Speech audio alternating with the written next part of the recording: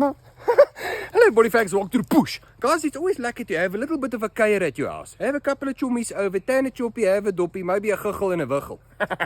Yeah, so you start the fire. Okay, you got your vleisie going on there. It looks bloody beautiful. All of a sudden, a tannie comes from the back over there and says, Jata, jou wors is bietjie dik. Women's, they always know better. Tannie, not one fire are the same. Okay. Yeah.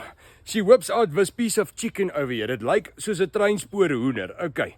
It looked like someone put it in die grondpad there and twisted it around and chucked some leaves on top of it. Ja, doesn't matter.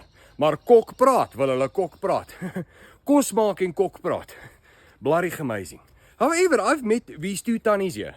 Cindy and Cindy.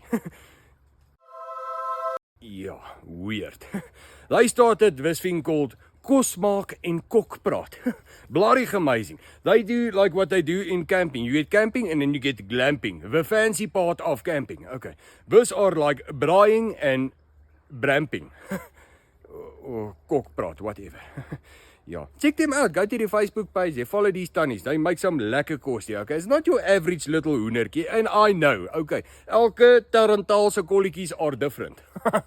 Ja, maar hierdie tannie kan darm 'n vlam tease hoor. Jatte.